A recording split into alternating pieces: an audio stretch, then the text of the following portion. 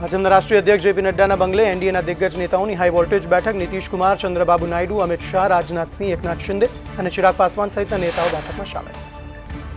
નવા મંત્રીમંડળને લઈને જેપી નડ્ડાના બંગલે ચર્ચા. ભાજપના સાથી પક્ષોને કયા મંત્રાલય આપવા તે અંગે ગહન ચર્ચાઓ.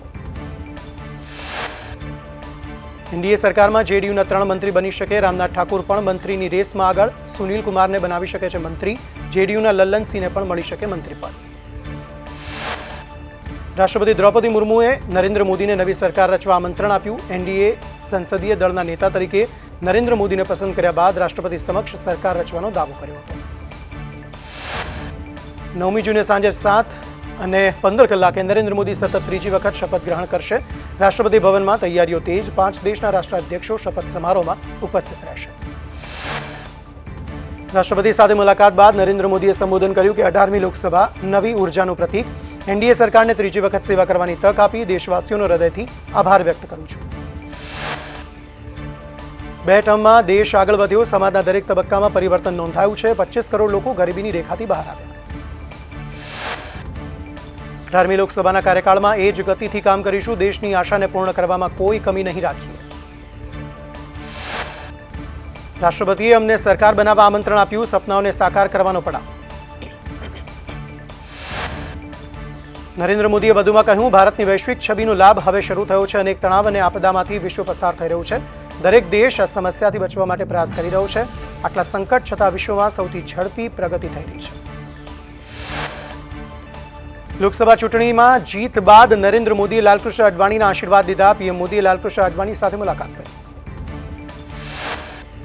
નરેન્દ્ર મોદીએ મુરલી મનોહર જોશીના નિવાસસ્થાનની મુલાકાત કરી. મોદીએ મુરલી મનોહર જોશીના આશીર્વાદ લીધા. નરેન્દ્ર મોદીએ એનડીએની સંસદીય દળની બેઠકમાં વિપક્ષ પર કટાક્ષ કરતા કહ્યું, ઈવીએમ જીવે છે કે નહીં? મને તો લાગતું હતું વિપક્ષ ઈવીએમની અંતિમ યાત્રા કાઢશે. 2029માં ફરી ઈવીએમ પર સવાલ ઉઠાવી શકે.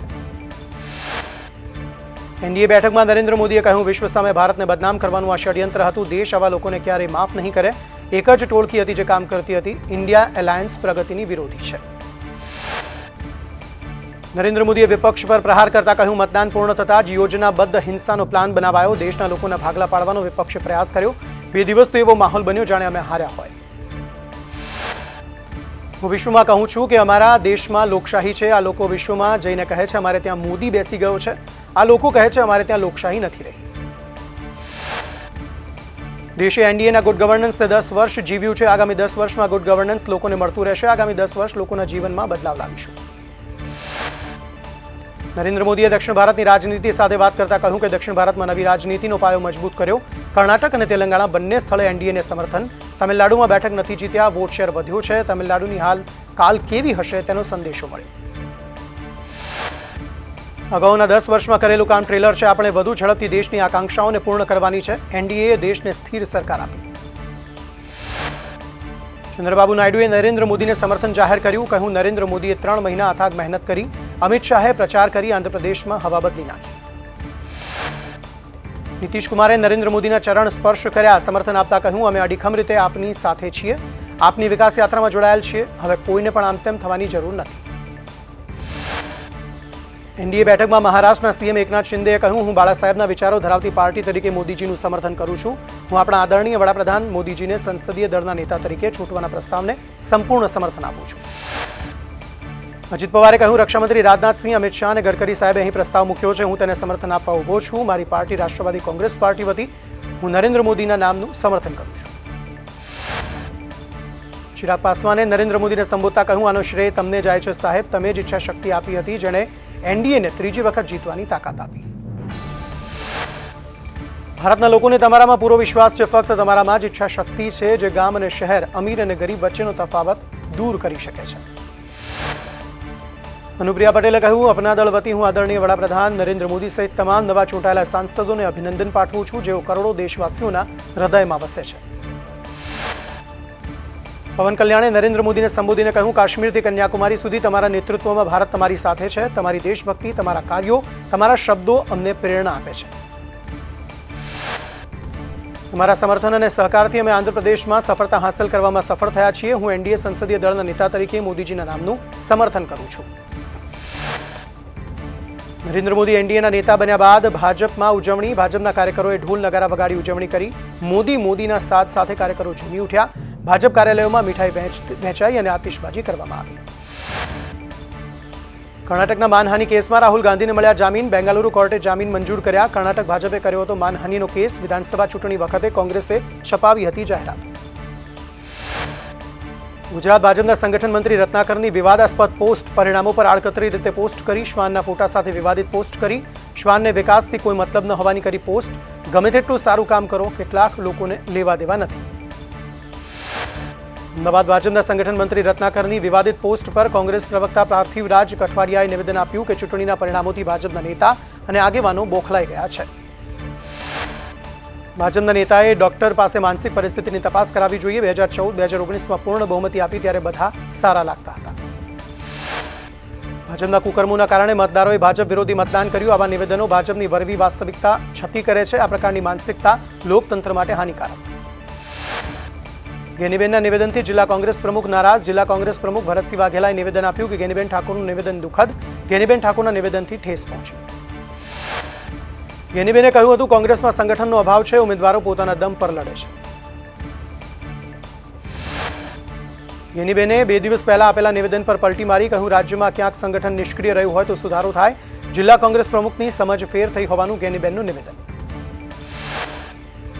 સાંસદ ગેનીબેને પાલનપુરમાં કોલેરા દર્દીઓને લઈ કલેક્ટર સાથે વાતચીત કરી. પાર્ટીની પ્રક્રિયાને લઈ દિલ્હી જવું કારણ કે રાજકોટનો કાર્યક્રમ રદ કરવાનો નિર્ણય કર્યો. ગેનીબેનના કોંગ્રેસની સિસ્ટમને લઈ સવાલ સામે મનીષ દોશીએ પ્રતિક્રિયા આપતા કહ્યું પક્ષમાં ગેરશિસ્ત ચલાવવું ન જોઈએ. પક્ષ વિરોધી કામ કરનાર સામે કાર્યવાહી કરાશે. એ એમની પ્રતિબદ્ધતા દર્શાવે છે. સક્રિયતાથી કામ કરનારને આગળ લઈ જવાશે. નીટની પ્રવેશ પ્રક્રિયાને લઈ કોંગ્રેસ પ્રવક્તા મનીષ દોશીના ગંભીર આક્ષેપ. ઘણી શાળામાં બારોબાર પેપર લખાતા હોવાનો કોંગ્રેસ પ્રવક્તાનો આક્ષેપ. વડોદરાના સંચાલક ભાજપ સાથે સંકળાયેલા હોવાથી બચાવવાના કારણો રજૂ કરાયા. સાંસદ રામ મોકરિયાએ જે deputy chief fire officer Bhikha ઠેબાને લાંચ આપી હતી તે ઠેબાની 12 વર્ષમાં 80 લાખની મિલકત વધી. એસીબીના રિપોર્ટમાં સામે આવી. ટીઆરપી ગેમ ઝોનમાં અગ્નિકાંડ બાદ તપાસનો ધમધમાટ. ક્રાઇમ બ્રાન્ચે સાઉન્ડ અને પ્રોજેક્ટ ફિટ કરનારની પૂછપરછ કરી. કેબલો કેવી રીતે ફિટિંગ કર્યા તે અંગે તપાસ કરી. ઘટનામાં નજરે જોનાર દક્ષને પણ બોલાવાયો. દક્ષનું નિવેદન લેવાશે. અગ્નિકાંડમાં એસઆઈટીની પૂછપરછમાં સાગઠિયાએ દાવો કર્યો કે ડેમોલેશન ભાજપના પદાધિકારીના કહેવાથી રોકાયું. ભાજપના 3 પદાધિકારીના નામ ખુલ્યા. કયા પદાધિકારીના નામ ખુલ્યા તેની સત્તાવાર જાહેરાત નહીં. રાજકોટ અગ્નિકાંડના ન્યાય માટે કોંગ્રેસનું ઉપવાસ આંદોલન. 3 દિવસ સુધી કોંગ્રેસના નેતાઓના ઉપવાસ. પીડિત પરિવારના ન્યાય માટે કોંગ્રેસનું ત્રિકોણબાગમાં ઉપવાસ આંદોલન. સ્કૂલોમાં ફાયર સેફટી મુદ્દે આરએમસીની કાર્યવાહી. 100થી વધુ શાળાઓ સીલ કરતા રજૂઆત. એનઓસી ન હોય તે સ્કૂલ શરૂ નહીં થાય તેવું મ્યુનિસિપલ કમિશનરનું નિવેદન. અગ્નિકાંડ બાદ મોરબી તંત્રની કાર્યવાહી. 2 ગેમ ઝોનના માલિકો સામે ફરિયાદ નોંધાઈ. પતરાના શેડવાળું 2 માળનું ગેમ ઝોન બનાવ્યું હતું. ફાયર સેફટીનો અભાવ હતો. બીયુ પરમિશન પણ નહોતું. હાઈકોર્ટથી ફટકાર બાદ સુરત તંત્ર સફાળું જાગ્યું. સુરતમાં બીયુ પરમિશન ન હોવાથી અલગ અલગ વિસ્તારમાં 250 સ્કૂલ સીલ કરવામાં આવી. સુરતમાં માર્કેટ સીલ કરવાની કામગીરી હાથ ધરાતા વેપારીઓમાં રોષ. વેપારીઓએ ફોસ્ટાની ઓફિસે હોબાળો મચાવ્યો. રસ્તા ચક્કાજામ સાથે સીલ કરાયેલી દુકાનો ખોલવા વેપારીઓની ઉગ્ર માંગ. અગ્નિકાંડ બાદ દ્વારકા નગરપાલિકા સફાળી જાગી. હોટલ, ગેસ્ટ હાઉસ, હોસ્પિટલને નોટિસ ફટકારી. સાથે ધર્મશાળા, રેસ્ટોરન્ટ સહિત 320 એકમોને પણ નોટિસ ફટકારાઈ. ફાયર એનઓસી ઓનલાઈન મેળવી લેવા નોટિસ. એએમસીએ રિવરફ્રન્ટમાં રોયલ મેળો કર્યો સીલ. જેમાં સંચાલકનું કહેવું છે ફાયર સેફટી અને આરએનબી વિભાગની મંજૂરી હોવા છતાં મેળો સીલ કરાયો. એએમસીએ માત્ર મૌખિક સૂચના આપી. ટ્રાયલ કરવાથી એએમસીને મેળો સીલ કર્યો. અમદાવાદના મણિનગરમાં ગ્રાહકની ફરિયાદના આધારે સંકલ્પ રેસ્ટોરન્ટમાં આરોગ્ય વિભાગની તપાસ. તપાસ દરમિયાન સંકલ્પ રેસ્ટોરન્ટમાં ડોસા અને ઉત્તપમનો બિન આરોગ્યપ્રદ જથ્થો મળી આવતા 10,000નો દંડ ફટકારાયો.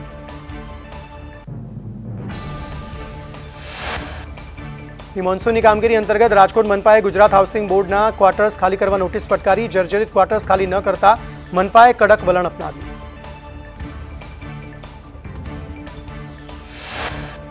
અમદાવાદમાં રથયાત્રાની તડામાર તૈયારીઓ સાથે 22 જૂને યોજાનારી જળયાત્રાને લઈ જગન્નાથ મંદિરમાં તૈયારીઓ શરૂ.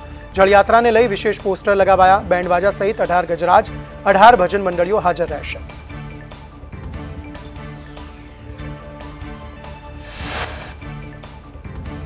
ડીજીપી વિકાસ સહાયે રથયાત્રાને લઈ ઉચ્ચ અધિકારીઓ સાથે બેઠક યોજી. નવી કમિશનર ઓફિસમાં કંટ્રોલ રૂમ તૈયાર કરાયો. નવો કંટ્રોલ રૂમ તમામ ટેકનોલોજીથી સજ્જ. તાત્કાલિક નવો કંટ્રોલ રૂમ શરૂ કરવા સૂચના અપાઈ.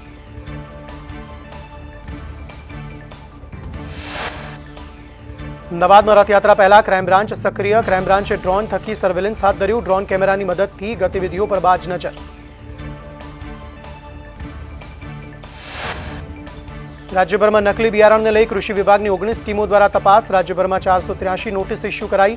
બિયારણ, ખાતર, દવાનો મોટો જથ્થો અટકાવાયો. 6.15 કરોડનો જથ્થો કૃષિ વિભાગે અટકાવ્યો.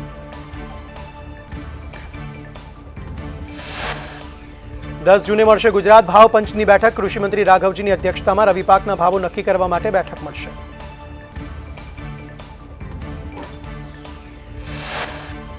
પાક ધિરાણ ન અપાતા ગઢડાના ઉગામેડી ગામની બીઓબી બ્રાન્ચમાં ખેડૂતોનો હોબાળો. 7 દિવસમાં પાક ધિરાણ નહીં તો ઉપવાસની ખેડૂતોએ ચીમકી ઉચ્ચારી.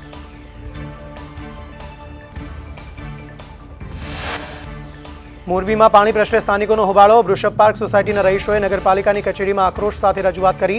3 મહિનાથી પાણી ન આવતા મહિલાઓમાં રોષ. મોટી સંખ્યામાં ભૂતિયા કનેક્શન લેવાયાનો પણ આક્ષેપ.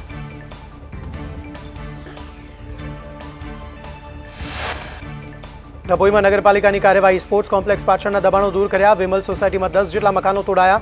2 નોટિસ બાદ પણ દબાણ ન હટાવાતા કાર્યવાહી કરવામાં આવી.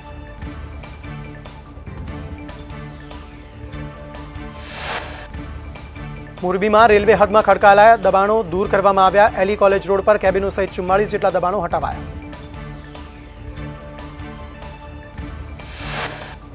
ગણેશ મહોત્સવને લઈ સુરત સીપીનું જાહેરનામું. શ્રીજીની પ્રતિમા 9 ફૂટથી ઊંચી નહીં રાખી શકાય. દર વર્ષે 12 ફૂટથી વધુની શ્રીજીની પ્રતિમા બને છે.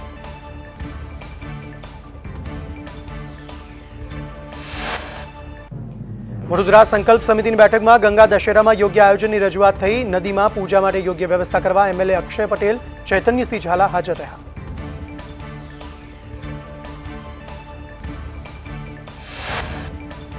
ગાંધીનગર જિલ્લાના 4 વિસ્તાર કોલેરાગ્રસ્ત જાહેર. દહેગામમાં પાણીના 12 સેમ્પલ ફેલ થતા ટેન્કરથી પાણી અપાયું. પાણીની પાઇપલાઇન બદલવાની કામગીરી શરૂ.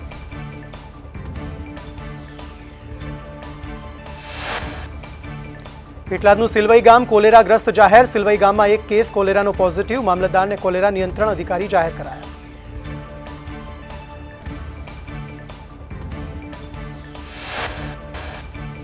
ભાવનગરમાં ડમ્પર ચાલકો બેફામ. વાળુકડ ગામે ડમ્પરે બાળકને અડફેટે લેતા સ્થાનિકોએ મચાવ્યો હોબાળો. પોલીસ ઘટના સ્થળે પહોંચી અને મામલો થાળે પાડ્યો.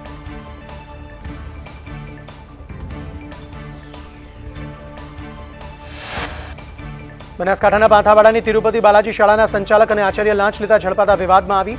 ફરિયાદીના દીકરાના એડમિશન માટે માંગી હતી લાંચ. એસીબીએ શિક્ષક કમ ક્લાર્કને લાંચ લેતા રંગે હાથ ઝડપ્યો.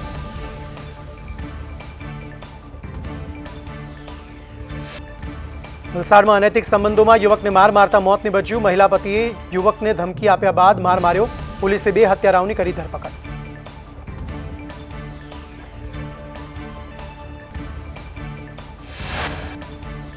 ભરૂચમાં નશાકારક કફ સિરપ ઝડપવાનું યથાવત. પાલેજ જહાંગીર પાર્ક વિસ્તારમાં દુકાનમાંથી 510 કફ સિરપ ઝડપાઈ. પોલીસે 2 આરોપીની ધરપકડ કરી કાર્યવાહી હાથ ધરી.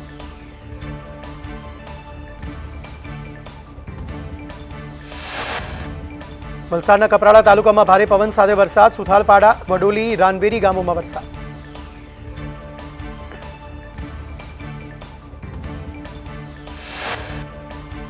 ડાંગ જિલ્લાના ગિરિમથક સાપુતારામાં વરસાદનું આગમન. સાપુતારા સહિત આસપાસના ગામોમાં વરસાદ પડ્યો.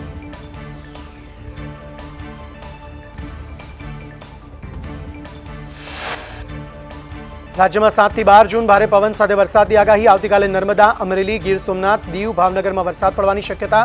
દાહોદ, છોટાઉદેપુર, ડાંગ, વલસાડમાં પણ પડી શકે વરસાદ.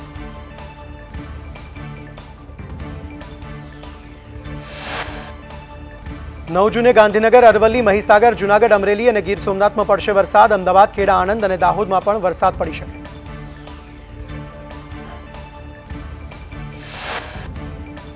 10 જૂને દ્વારકા, પોરબંદર, રાજકોટ, બોટાદ, ગાંધીનગર, અરવલ્લી અને મહીસાગરમાં થશે મેઘમહેર. અમદાવાદ, ખેડા અને આણંદ, જૂનાગઢમાં પણ વરસાદ પડવાની હવામાન વિભાગની આગાહી.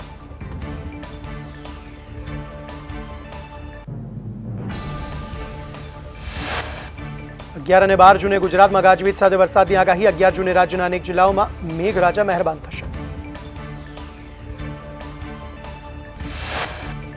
ખગોળશાસ્ત્રી દિવ્ય દર્શન પુરોહિતની ગુજરાતમાં ચોમાસાને લઈ આગાહી 15 દિવસમાં ચોમાસું બેસશે. આ વર્ષે ધોધમાર અને લાંબો વરસાદ રહેશે.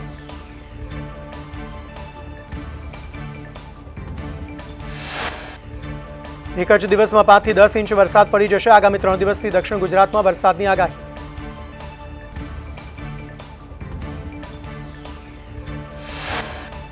ઓડિશામાં 27 જંગલી હાથીઓનું એક ટોળું રહેણાંક વિસ્તારમાં ઘૂસી ગયું. જંગલી હાથીના ટોળાને જોઈને ગ્રામજનોમાં નાસભાગ મચી.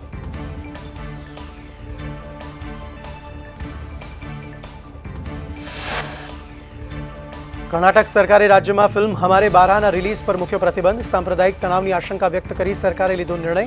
આજે દેશભરમાં રિલીઝ થઈ અનુ કપૂર અને મનોજ જોશીની ફિલ્મ. 4 ધામમાં દર્શન કરવા શ્રદ્ધાળુઓ ઉમટ્યા. ઉત્તરાખંડમાં અત્યાર સુધી 7,10,000 શ્રદ્ધાળુઓએ કર્યા બાબા કેદારનાથના દર્શન. 28 દિવસમાં બાબાના દર્શન માટે લાખો શ્રદ્ધાળુઓ કેદારનાથ ગયા.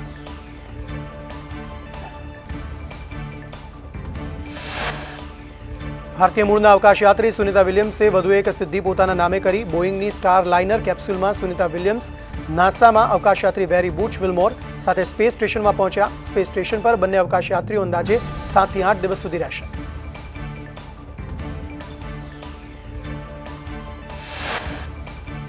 આરબીઆઈની ક્રેડિટ પોલિસી જાહેર. મોંઘવારીના મોરચે આરબીઆઈ તરફથી રાહત. રેપો રેટ 6.5% પર યથાવત રખાયો.